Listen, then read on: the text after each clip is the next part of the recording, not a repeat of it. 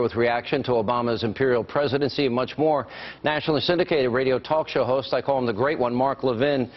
Mark, ISIS has acquired more land, they have more money, they have more firepower, they are more brutal, evil, and ruthless than even Al-Qaeda, if you can imagine. They said to the United States, we will see you in New York. We saw what they did to this photojournalist. They said they'll want to raise the flag of Islam in our White House.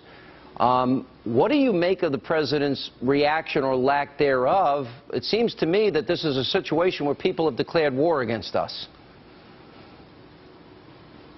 You know, I want the American people to understand something, Sean. The commander-in-chief, and we only have one, is the President of the United States, and his name is Barack Obama. And these cockroaches organized, funded themselves, built a forceful military, started conquering geographic areas all around the world under his nose. He ignored it. He did nothing about it. He didn't talk to the American people about it. As a matter of fact, he downplayed it. This is one of the worst military national security screw-ups in modern American history, and he's still screwing up. Has he rallied the American people? Has he spoken to Congress? Has he asked for a declaration of war, or at least a joint resolution to fund an aggressive, offensive attack against these cockroaches? No, he hasn't. We're dealing with a very peculiar, petulant man who operates with a few advisors around him, a man who really needs as much counseling and expertise as he can get, given his very thin resume and experience record. And this is what's going on. And I'm going to tell you something else, because you brought up a number of issues here.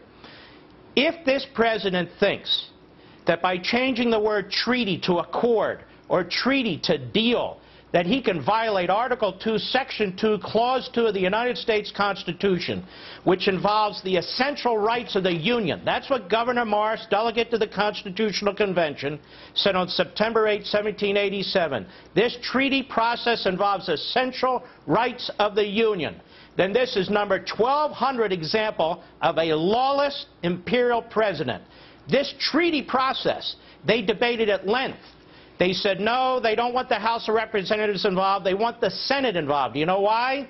Because they wanted the states involved in issues of sovereignty involving America. Well, that was blown away with the 17th Amendment. But still, there has never been a debate, ever, that the Senate has the right under our Constitution, granted by the people, to ratify treaties. Agreed. And I agree they're bypassing, and I think they think they're being very clever, but this is not unusual. Work requirements for welfare have not been enforced. He didn't get his immigration bill. They didn't enforce immigration laws in the country. The same with health care. They make changes to health care. They don't go back to Congress. We have co-equal branches of government, separation of powers. He makes recess appointments, no recess. There are three issues on the table now where this president may dictate and not go to Congress. Airstrikes in Syria is one, immigration, and possibly even giving amnesty to as many as 6 million people, and now this climate change issue. How should Republicans deal with this? Well, I don't know how these Republicans should deal with this. I've been arguing for a long time that the leadership is impotent and that we need more conservatives with courage to stand up to this president. But I do want to say this again to the American people. We're living increasingly in a post-constitutional period. This president is destroying the United States Congress with the help of his party, with the help of Harry Reid in the Senate, whether it's the filibuster rule, whether it's treaties or what have you. We've never seen anything like this in American history. Even Franklin Roosevelt's vice president objected, the former Speaker of the House, when he tried to pack the Supreme Court. We do not have these ethical leading Democrats anymore who are standing up to this president. This president does not want to work with Congress. He does not want to rally the American people. He wants to go it alone. He's incapable of going it alone. He's doing enormous damage to this country. He's eviscerating what's left of the Constitution. And let me be very clear about this. He is attacking American sovereignty. With this UN deal that they're talking about, with the open borders and the executive fiat that he's talking about, these are all efforts to destroy American sovereignty by Barack Obama. Look, I agree with and you wrote this in one of your books, it's a post-constitutional America, which is a pretty frightening thought. If you really stand back and listen to the things that you're saying. It's pretty frightening, and I think he's taken this further than anybody. I don't think there's any disagreement. I know the Republicans in the House are going forward with the lawsuit. There is the power of the purse. The one senator that tried to do something about health care using the power of the purse was Senator Ted Cruz. Isn't that the one thing, the one weapon that they can use where they have constitutional authority if, in fact, they want to combat some of these things the president's trying? It's a power if they use it. If they don't use it, it's just words on a piece of parchment. And the fact of the matter is, within weeks of becoming Speaker of the House, John Boehner surrendered it.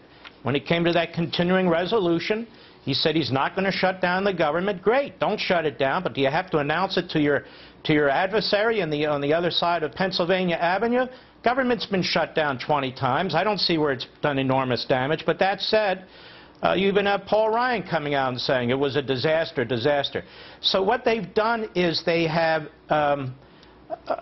surrendered their powers. Okay, impeachment we can't talk about. The power of the purse they're not going to exercise. What the hell's left? Yeah. I mean, if they're not going to act like Congress, then Congress is going to be destroyed. And let me be clear, Mr. Boehner and Mr. McConnell and the Republicans, he is destroying Congress. And the Senate has been eviscerated. And none of you guys have the guts to stand up and tell the American people over and over and over again who he is and what he's doing.